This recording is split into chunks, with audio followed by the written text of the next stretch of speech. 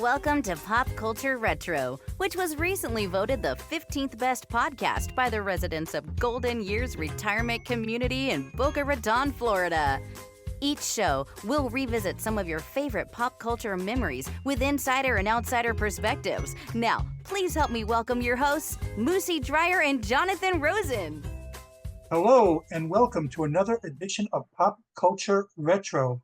I'm Jonathan Rosen, along with Moosie Drier, and today we are thrilled to welcome back a star of some of the most beloved and fun films of all time, including such classics as E.T., The Howling, Cujo, The Hills Have Eyes, and Critters. She's a highly sought-after speaker, as well as a multi-published author. Please help us welcome back Dee Wallace. Dee, thanks so much for joining us. It's good to be back, boys. Yay! Welcome, Dee. Well, we have a lot to cover, and last time you were here, we discussed your books, your healing work, so we wanted to bring you back to kind of talk a little bit about your career and things we didn't get to. But I want to start with, you taught high school English for a time in Kansas City. I did as well, not in Kansas City, but I taught English. So what propelled you to say, because this is what fascinated me, that, hey, I'm done with this, I want to try something else? I was just born to perform. I don't know. I dropped out and I said, "Hi, watch this dance." Hi, let me do a skit for you. It's just who I am and always have been. My mother got me started. She was a beautiful actress in local theater in Kansas City, and they got me started in modeling. I was the Imperial Margarine Princess and the Dell Comic Queen when I was, 7 and 8 years old.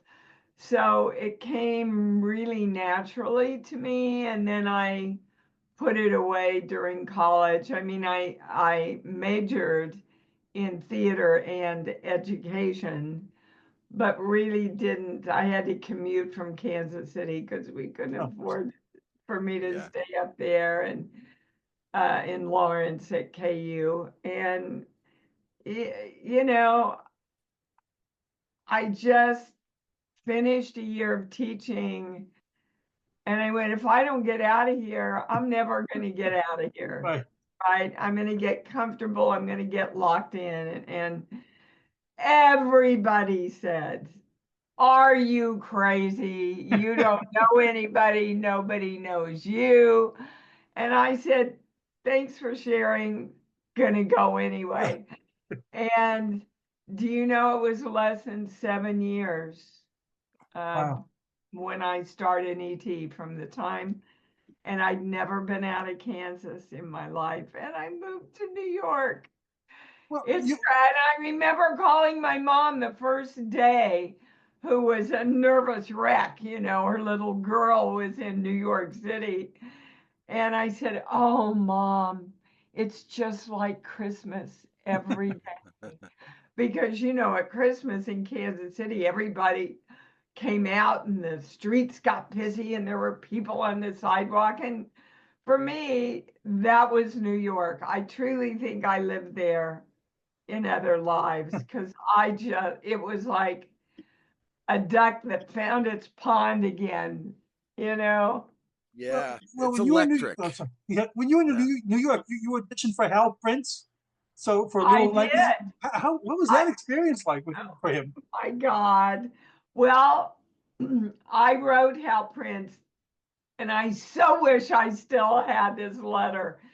I wrote Hal Prince. I saw in the New York newspaper that we got in the school library that he was looking for an unknown to star in A Little Night Music.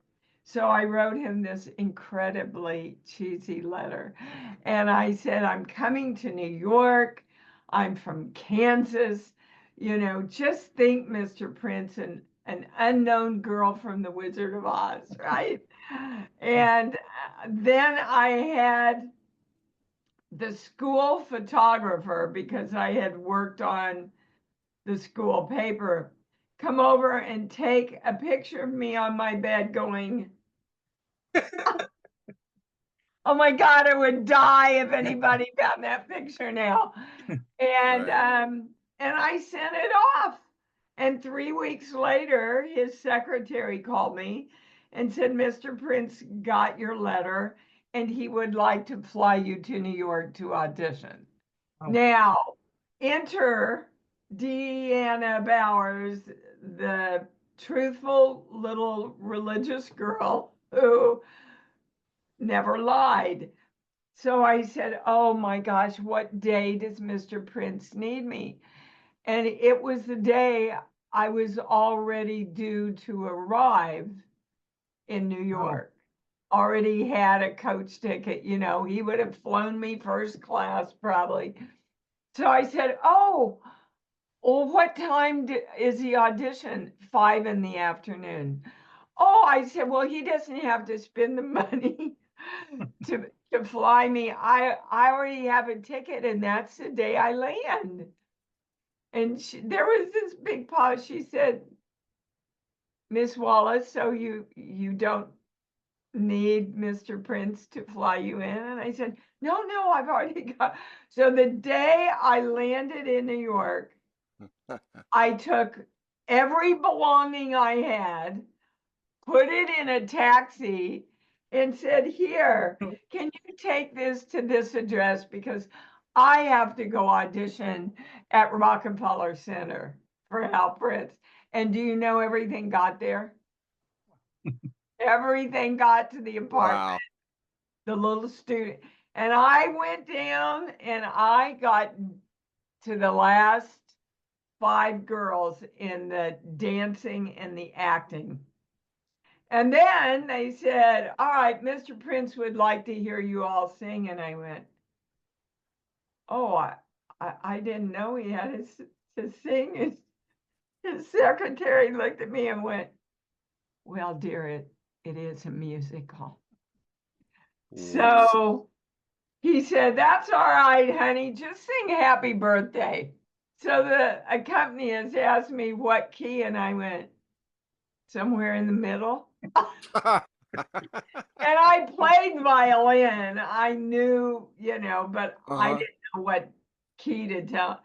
And so my first day in New York, I sang Happy Birthday, not very well, to Mr. Hal Prince. But by the time I left, I had the name of the best vocal teacher in New York and made some friends with some great gypsies that gave me some other advice. That's good. And I was on my way.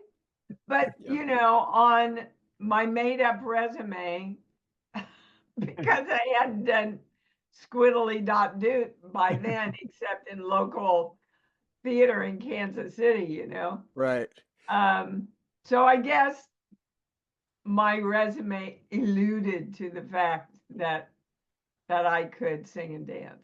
Right. And I look, in my career, I've done Annie Get Your Gun, which is the largest musical a female can tackle. Right. Now, was I Ethel Merman? No. And I have to say, in a lot of ways, I was better. Mm-hmm. Okay. There were these very sweet, they say that falling in love is wonderful. It's a beautiful, heartfelt song. And of course, Miss Merman's voice went, they say that falling, So, in a lot of ways, I was better suited, and in a lot of ways, I couldn't hold a candle. Right.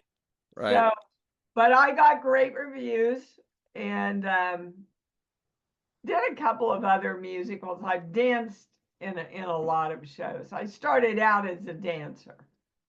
Yeah.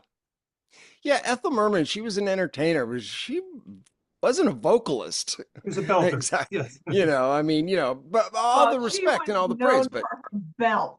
Yeah. yes. Yeah. Not her She new sold one. it. Yeah. And I've never heard of, I guess, diddly squat doot isn't on your resume. So, okay, Dee, I want to ask you about another movie, but first, people talk about E.T. and Cujo and all these great movies. But most people want to hear about, hang on, the movie I was fortunate enough to direct you in. Boom, there you are. And you were amazing to work with, and you're just such a pro. And oh my gosh, Dee, you are so creepy. You knocked it out of the park. It was a dark, and you know, I think it was well written, but it was really reliant on the performances. And boy, Dee just killed it. Oh, thank you, So Moosie. And one of your I first, love doing character parts. yeah, I really love just losing myself behind the character.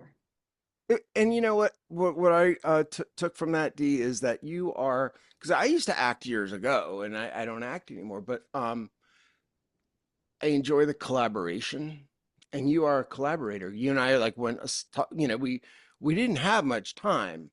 And it was a cold, you know, shoot, and we kind of walked off to the side, and you and I talked about the character, and we both bounced a few things off each other, and we found her awfully quickly, and she was a character. I mean, you have to love it because, you know, you don't do something so well if you don't have passion for it, if you don't really believe in it.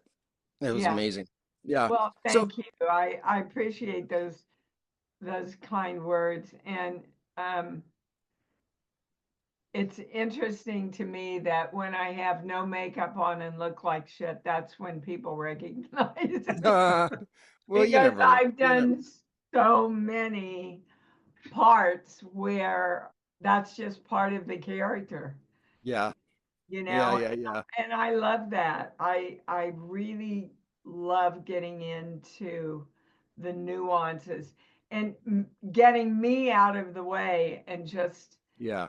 having them tell me what to do, really. Right. Well, those types of parts, that tells me that you're playing layered people, you know, Yeah, and not, you know, well, whatever. So one of your first significant roles was The Hills Have Eyes. Is that yeah. right? It What was was that my experience like? What's that? it was my first. Oh, it was your Other first. other than in a religious film that Mm. I did for Mark IV Pictures, that was my first movie. And I I got love. that because I did this religious film and it was a religious film, but the performances were amazing. Grant Goodeve and I starred in it. And it was about a battered wife. And I thought, I'm going to invite, 10 agents. I'm going to hire a screening room and I'm going to show this for 10. And again, everybody said, are you crazy? They're going to laugh you out of the theater. It's a religious film.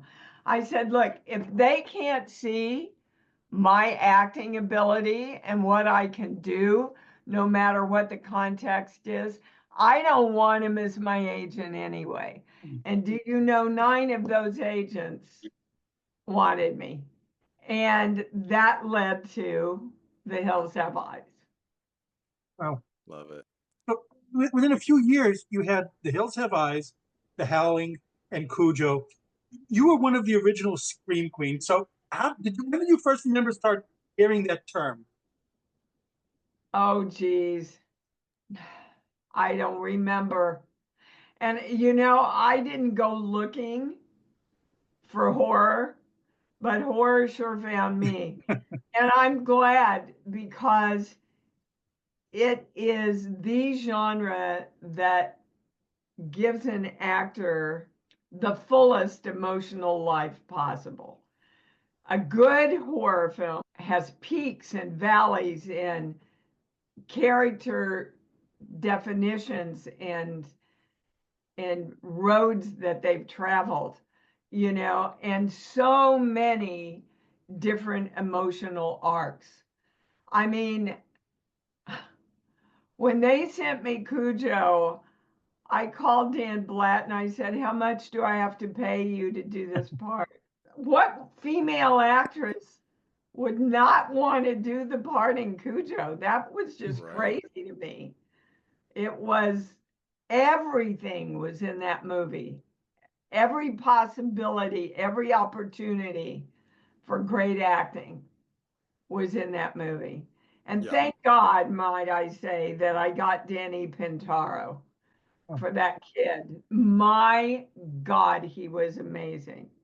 Really needed very little direction. He just, that scene where he has the seizure, Right. and we were getting ready to do that. And I said, Danny, are you okay? Do you need help? Do you need to rehearse this? And he said, oh, that happened to me when I was little, Dee. Watch. And he just went right into it. And I went, well, I'm not going to have to worry about this kid. Wow. Because I do become motherly to all the kids that I work with. And that's a lot of kids in my career. Yes, for sure. But I've just been blessed with some of the best of the best. Look at all the kids in ET. Yeah. All of them. Oh, we're definitely going to ask about that. But yeah, I do want to ask, we got, when you were first here, got to touch upon a movie that I loved, 10. And you talked about working with Blake Edwards. So I want to ask about the others now, because we didn't touch about them the first time. Dudley Moore, Bo Derek, and Julie Andrews. Some of your memories of them, because that movie's credited with making Dudley Moore and Bo Derek stars. Yeah.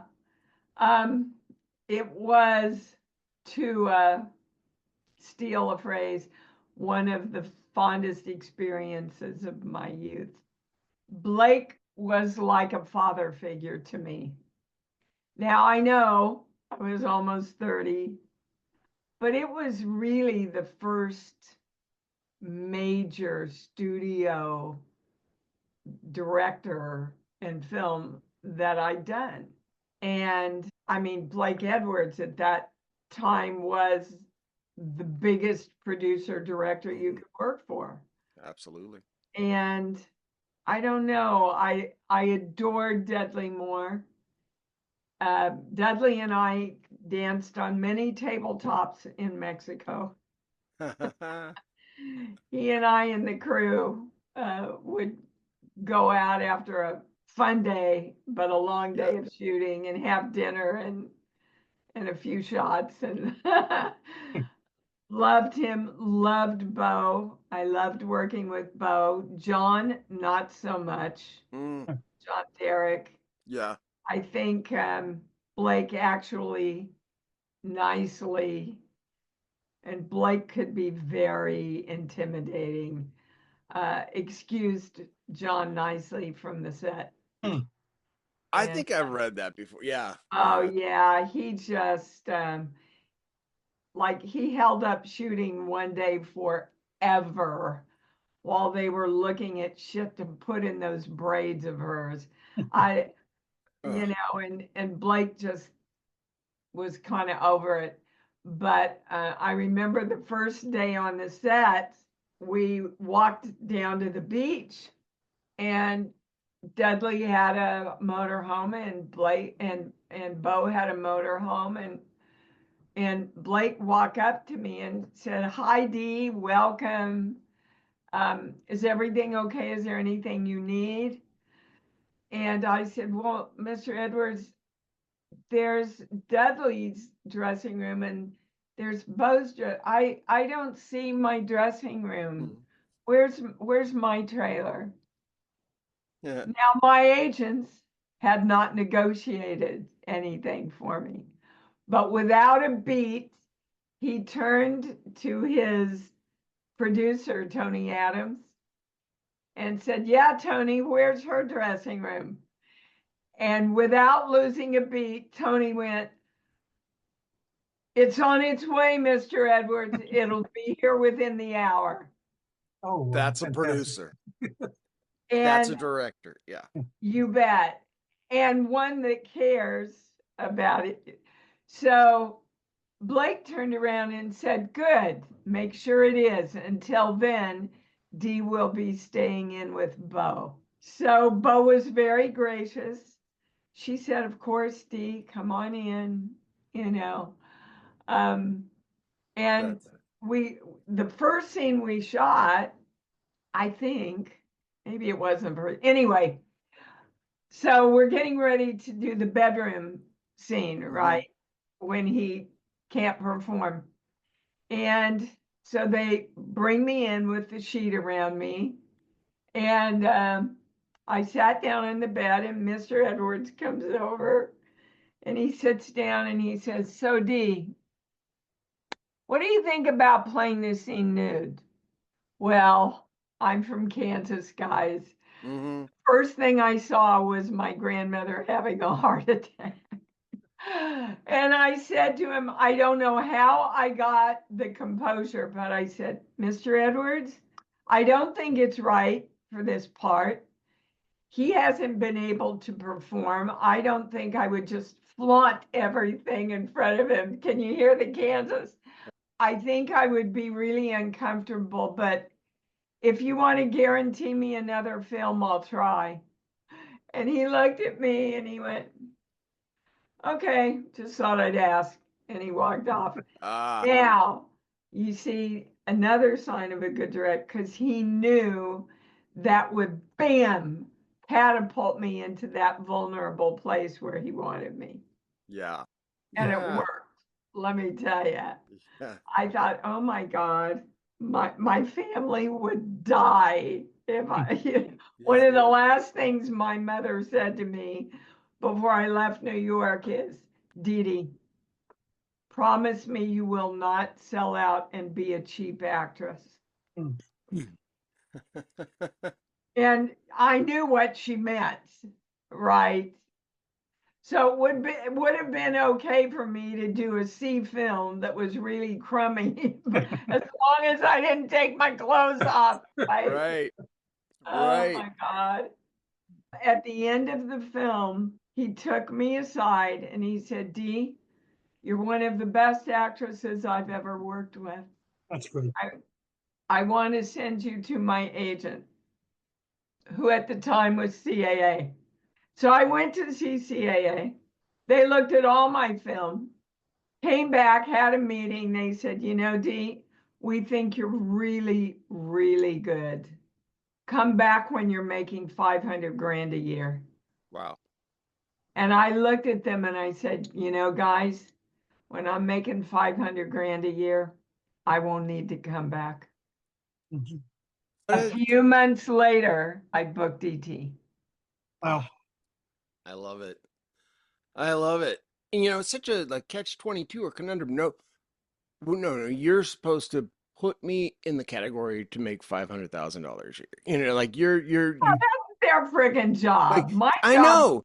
What they're saying to you is you go do the work that we're supposed to do and come back and we'll take the commission. No. Before we get off patina, I read that Peter Sellers shot a scene for that film that didn't make the final cut. Is that true? I have no idea. Oh. First time I ever heard that. You see what the internet might tell you? Yeah, I wasn't on the inside, so I didn't know a lot of the scoops that were. Okay. That seems crazy. Like, how'd you like to be the man Yeah. or woman who decides, oh, let's cut Peter Sellers out of Well, I can tell you the first screening, the first compilation of 10 was over 3 hours. Blake was known for that. He was known for shooting a lot of stuff that he didn't end up using. Right. Right. You mentioned that 6 months after that meeting that you got ET. How did you get ET? How did that come about? I went in and read for used cars. Oh. Fortunately, did not get that one.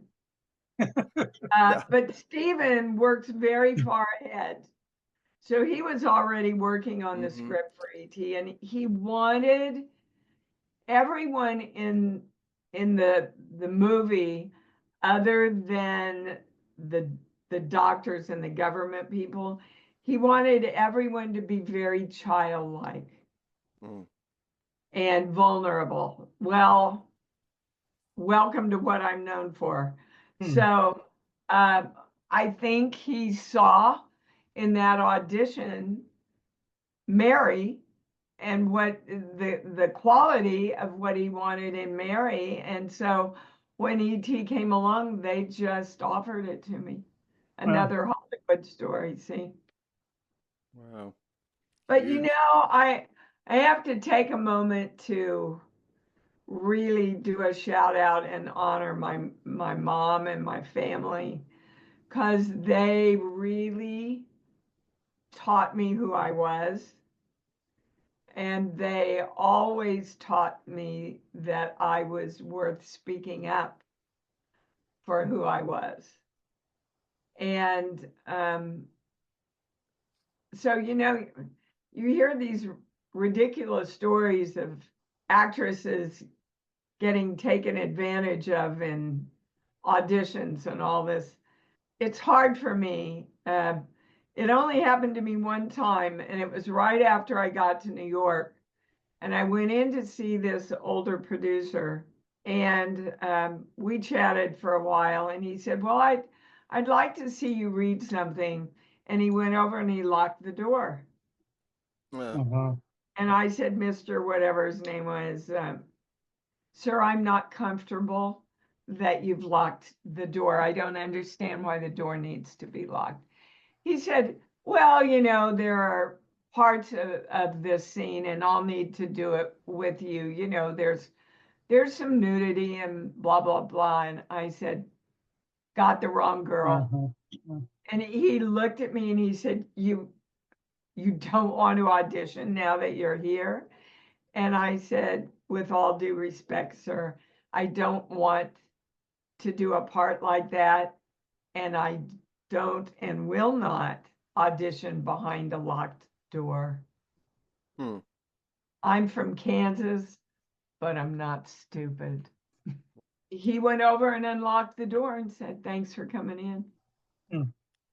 And then these shitty people would get the buttons at their desk, right? So like, I don't Yeah. know if it's What do you Weinstein or mean? whatever, but like there's like a Yeah. button that lock the door from out Mm.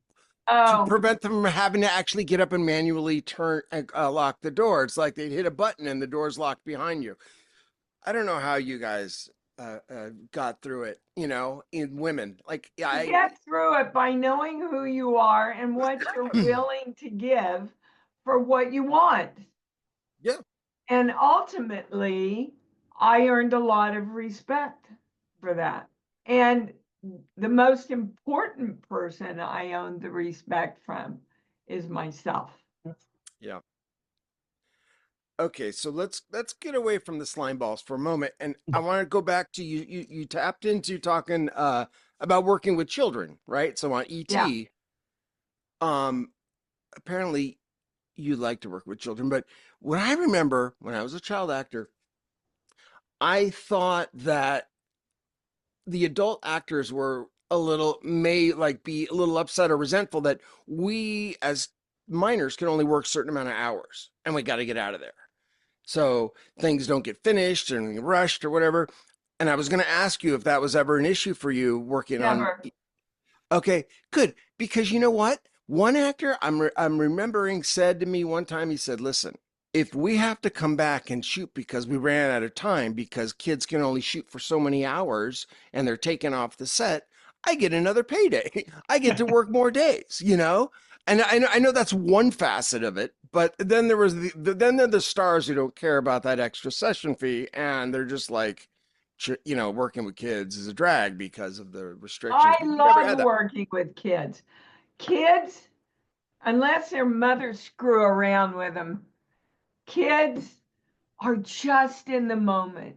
Yeah. They're just in the moment with you, and they'll play and they'll, go along with I mean, in ET, and a lot of this was due to Steven's direction with the Hmm. kids, everything was kept new all the time. So, like, the camera would be rolling, and he'd say, like in the dinner table scene, "Okay, Drew, take a bite of your hamburger. Now, while you're chewing it, look at Henry and then look over at Mary and now say, 'Where's Mexico?'" So she didn't know what line was coming. Yeah. Everything was so much more natural. Well, a lot of adult actors don't like to work that way. I love it. Love it. The less I can rehearse, you know this, Moosie, the better I am. I want to rehearse for the camera and my other actors, but I don't want to rehearse performance-wise because I don't make conscious decisions and choices ever. Good. Because we don't in life. We were in each moment takes you to another moment. Yeah. Yeah, I want Mary to tell me. And that's when the magic happens. Like in the big dinner table scene that we did, and we're talking about seeing E.T. And then he says something about his dad, and I say, well, why don't you call your father and tell him? And he says, I can't. He's in Mexico with Sally. See, I can feel it right now. Tears just started coming up, and Mary thought, oh my God, I can't let the kids see me cry. And so I looked at him, I said, excuse me, and I got up and left. Stephen Cuddy came over and he said, Dee, why did you leave the table? That's not in the script. And I explained to him what happened. He took, I bet 30 seconds, guys, turned around to his crew. He said, guys, you've got 30 minutes. Build me a wall with a kitchen sink here and running water so that he could take me from the table over to the sink and bring me back into that big close-up with tears. Wow. Where I say he hates Mexico. And it all happened because I trusted Mary, trusted me. And that's when the real magic on a set happens. And the really great directors that I've worked with, all of them get those moments. On 10, we had totally finished. Everybody was already moving equipment, and Dudley sat down and started to play. And as you know, he was an incredible musician. Yeah. And so I just sat there and started listening to it, and it moved me so much that I was kind of teary-eyed. And Blake walked by, and all of a sudden I heard, everybody get back, bring everything back. We're going to get another shot. And that's where he got that huge close-up of me watching Dudley play, which came at it, wasn't on the page. Yeah. It just happened because it happened. Yeah. And it was real. And Blake was talented enough to see that and capture it. Same thing happened in The Frighteners with Peter Jackson. I mean, good movie. Yeah, it's such an underrated movie. Yeah. I keep thinking they should bring it back out, you know? Yeah.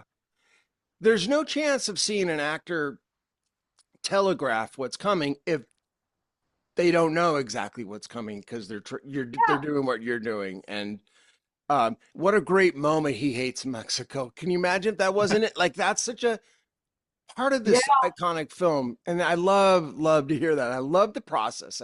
The whole laugh on penis breath. Yeah. Just happened. If I thought about it, I would have gone, all right, I have to, no penis breath talk. But when it happened, it was so funny to me. And I swear it's one of the moments that all the critics pointed out. But you worked with Peter Jackson and Blake Edwards and this Spielberg kid, he's going places. And yeah. What a blessing. And they're lucky. They're lucky too. Go ahead, Jonathan. I'm curious as to the process when you were making E.T. One of the things was the E.T. figure like always around, or did you just have to Oh yes. Yeah, always. Yeah. Look, Drew was at the age where fantasy and reality were the same thing. Mhm. And so very early in the shoot, Stephen was walking by and they had set E.T. in a corner because he wasn't working. And Drew was over there just talking to him. And Stephen stopped and watched her. And from then on, there were two guys assigned to ET at all times, Oh, yeah. so that if the kids went over to talk to him, he could respond. Fantastic. How cool. I mean, and a good example of that is Drew was waiting on an adjoining soundstage. We were getting ready to do the scene where E.T. looks like he's dying on the table with the doctors. And so I went to get her and I said, okay, Drew, we're going to do the scene where E.T.'s dying, but you know he's not really dying. Okay, he's acting just like we are. She goes, I know, Dee, do you think I'm stupid? So I picked her up. We walked over to the set. She took one look at E.T. and went, he was going, roll it now, roll it now. And Because they cannot distinguish at that early age reality and fantasy. And you have to credit the fact that Spielberg, made sure that E.T. was always shown to be a actual character. There's a soul in there, even if like logistically there's not. But the kids, they believed it when they saw the discoloration of E.T. That was like, oh my gosh, yeah. So did I. There's been on again, off again talk about a sequel to E.T. Has that ever? The kids are grown. I'm old, and the dog's dead. Whoa! Took that to a dark place. Well, just saying. I know. I mean, maybe I could come back as a grandma. But even a couple of years after it came out, did you hear anything about it? Because there was talk then that Spielberg. There was talk while we were doing it, and Stephen asked me right there on the set. I remember I was kneeling down by a bed, and he said, Dee, they already are talking about a sequel. What do you think? And I looked at him and I said, I think you should leave it a classic, Stephen. He took your advice. Well, I think he would, my advice was his original, knowing anyway. You said classic while you were making it. So you knew right then, you had that feeling right then that this was going to be this smash hit? No, I didn't know it was going to be a smash hit. I knew it was going to be a classic film. And I knew that we had something special. You could just feel it in the relationships between all of us. Kids and I were very close. It was, you never know that something's going to be a big hit. There's too many variables. When it comes out, is the public ready for it? Is the advertising campaign correct for it? Sure. So you did so many huge movies and successful movies before E.T., but after E.T. went out, like everybody saw it, and probably 80% of us saw it more than once. Did you feel your life change? Like you go to the market or whatever, not for the ego part, but just it didn't really make a my atmospheric career difference. changed. Yeah. But again, you can take the girl out of Kansas, but right. That's always who I am. So I know that true friendships are what's important. Your health is what's important. Yes. Your peace of mind. So I love it. yeah, no, I wouldn't say my life changed, but my Weir did. Absolutely. How about Cujo? That would you, I read that was I think you might have said that was your most demanding role. I know It we was the tapped in on that before, but hardest thing in my life I've ever done, wow. including my father's suicide and Mm, Cujo. For me, I just said, "Hi, here's my soul. Let me wring it out for you." yeah. Um, every every scene was, how much energy do I put out? When do I break down? How do I break down? What motivates the breakdown? It was emotionally and energetically and physically the hardest thing I've ever done. Sure. And it's my favorite film. I just think I gave everything I had, literally. I gotta go back to that. I gotta pull. Of course, I've seen Cujo, but it's been a bit. It's been a minute. I gotta revisit that. Oh, yeah, it really does hold up. And I have so many people come by my table at the conventions and say, "Oh my God, Dee, I saw Cujo when I was a teenager. I just watched it as a parent. It's a whole different film from the perspective of a parent. It's Right. frightening. It's Yeah. frightening from a parent's point of view Sure. that you're the only person that can save that kid." Right. Well, I want to ask you about your career in general. So your career has now spanned parts of 6 decades, which is remarkable by itself. But you have a lot of thoughts I was reading that about ageism in Hollywood. So can you combating it? Can you just discuss that a little bit? Yeah, that really goes back into all my healing work. Mhm. Um, the principle behind all creation is, as you believe, it's delivered to you. Whatever Mm. your belief system is, that's the reality you're going to create. I have no beliefs in females getting older in the business, um, ageism in the business, and you don't work. I mean, for God's sake, look at Clint Eastwood. Yeah. Uh, if I believe it, then, and this is brain science, if I believe it, I shoot that belief out and everybody's got to match that belief. So that's not a belief that's going to serve me to keep working. I'm telling you, last year was one of the best years I've ever had. That's I did great. amazing, amazing projects. Most of our beliefs and our thoughts aren't ours. They're stuff that was verbally taught to us or modeled in front of us from conception to 8 years old. Mm-hmm. By 8 years old, a child's brain is locked into their belief system. For example, when E.T. came out and it was such a success, I just wanted to pull back into myself and get small. And I went, what the hell's going on? I'm getting everything I want. And I heard my grandmother say, they're the rich people. We're the good people.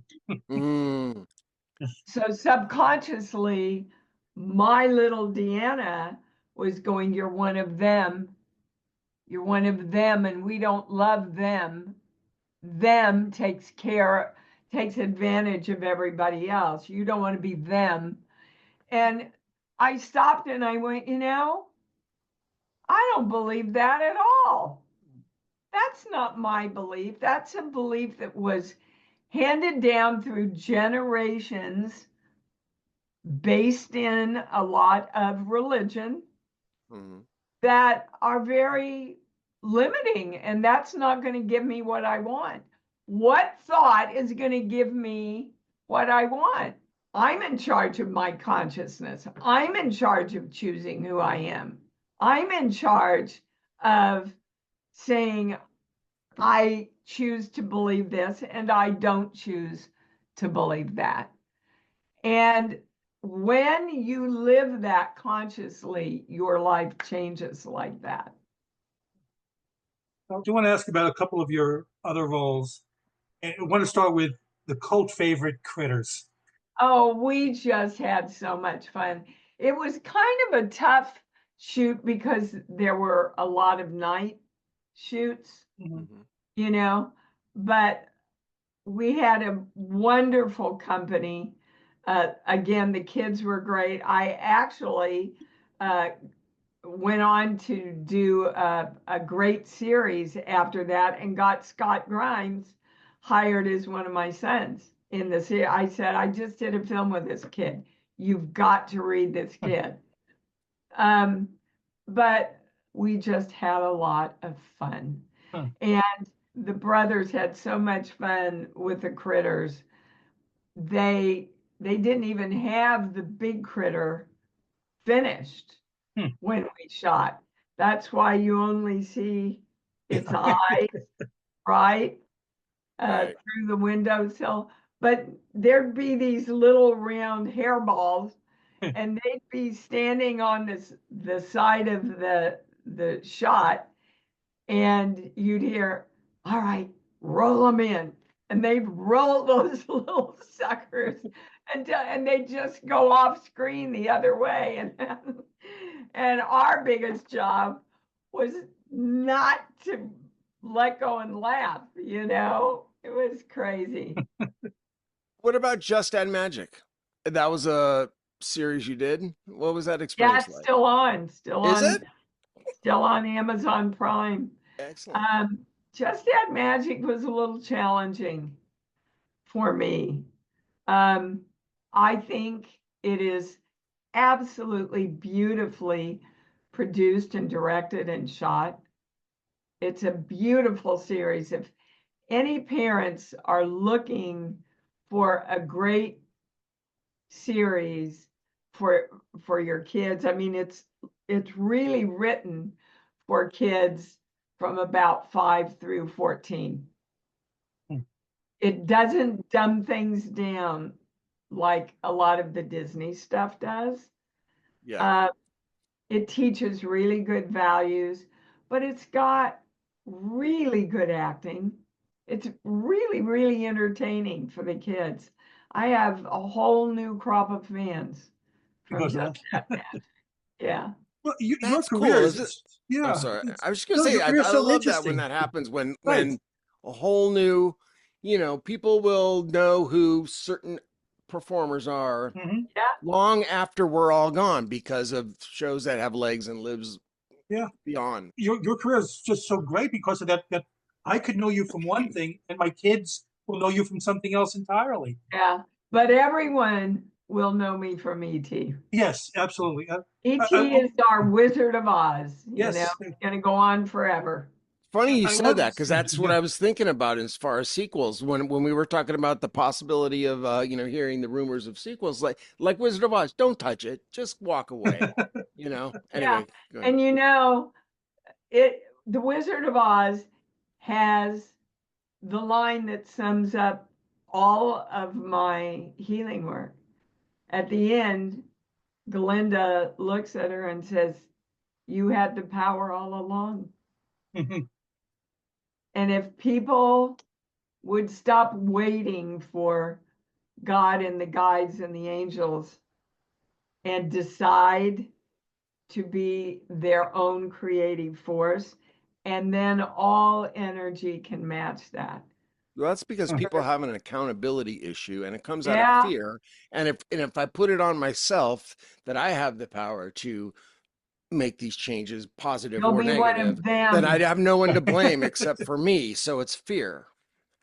Yeah, it's fear and it's a lot of training, a lot, eons and eons and eons of training. Don't be too powerful. God won't love you, and everybody else won't love you either. Anytime somebody keeps exaggerating a belief system and saying this is the way it is, this is the way it is, this is the way it is, that's all they're talking about is belief systems Yeah. that are passed down that are limiting and do not serve you. I mean, Christ himself said, "These miracles and more will you do also." And then man comes along and says, oh, no, no, no, you don't have any power. You can only talk to God through us. Until we know that we chose to be here and are put here to practice free will, it's an easy out to go, well, I guess I'm just not supposed to have it. I get excited when I see you guest star on shows that I love, the very popular shows. You've done two in particular. One, I want to start with The Office. How much fun was that to appear on that show? Was it like filming on that set and everything? A big party.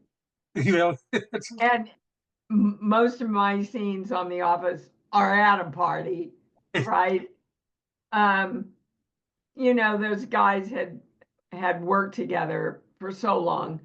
And the gentleman that directed it was studying acting with me.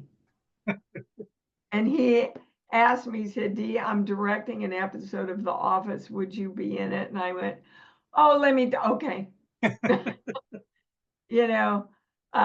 So it was just great fun. I recur on 911 right now. Beautiful company to work for. Ryan Murphy runs an amazing creative machine. Have you guys watched Brilliant Minds that he does? I've seen it. No. Yeah. I've seen a bit of it. Unbelievable. It's He's unbelievable. You need to watch it. he's got a pretty strong batting average in my book. You I have think? to say, yeah. I think he's got 3 hit shows on Yeah. now, maybe 4. Yeah, but that's who doesn't. How about Supernatural? Perfect for you, right? Yeah. Considering all the yeah. Gosh, Well, Dee, what a career! Like it's amazing, and you're still going. Still going. Why not?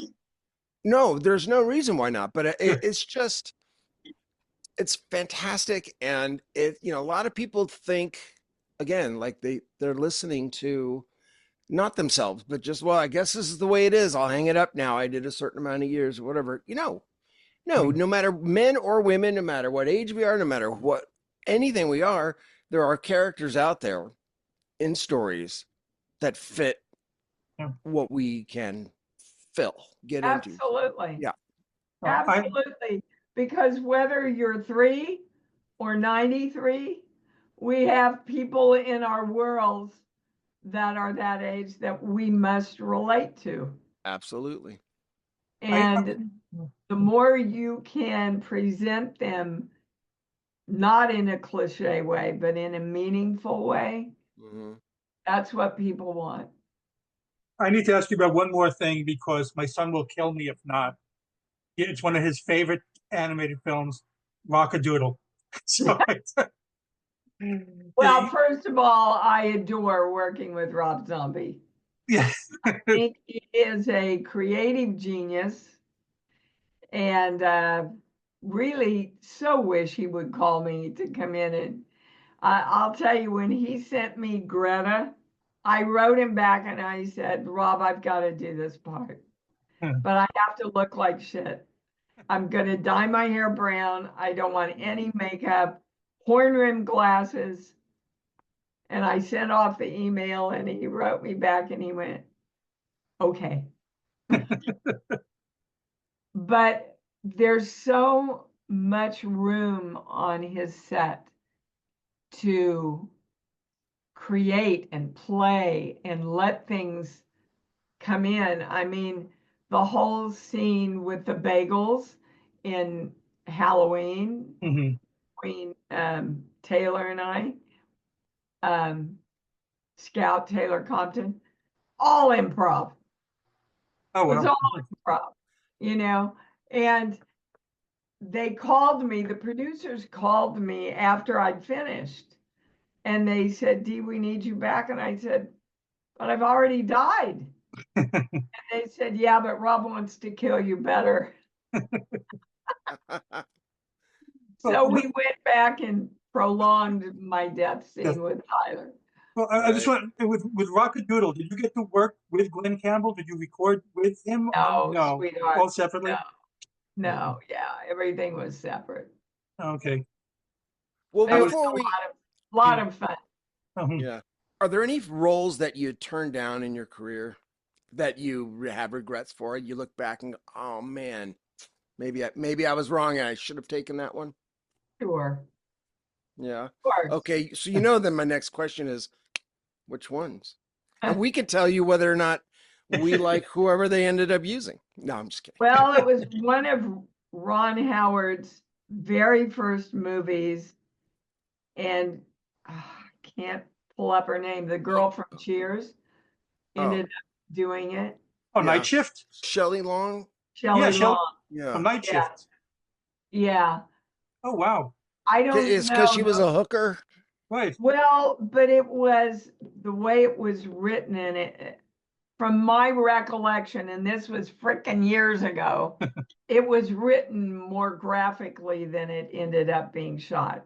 Yeah. See, Mhm. that's So me. that, there's that Kansas girl. Because And you I don't played know. a lot of hookers. The reason I got 10 was that Lynn Stallmaster, the casting director, saw me in Lou Grant the night before, and the name of the episode was The Hooker. That's all I can remember, but it had something to do with that. And one of the other parts was a movie of the week. I didn't turn it down. I was doing a movie of the week with Dom DeLuise, and they overlapped one day, and they wouldn't let me out to do it. And Do you it was Adam, about the little boy that was taken. Oh, And I really, really wanted to do that. we interviewed him, actually, the boy. So Yeah. yes, yeah. So what do you have coming up next? Oh my gosh.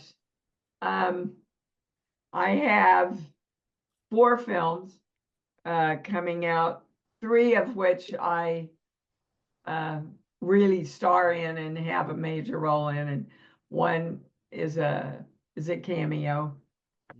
Hopefully still going to be going back on 911. Mm. And just really involved in my healing work. I do like 4 private sessions a day when I'm not shooting. Exciting life. Yes. But it Oh, is. well, how can people follow you on social media as well as try to book sessions for the healing services? My website is Wallace.com. Wallace.com. You can book a session through there. You can email me through there. I read them all. God, social media. My daughter handles my social media.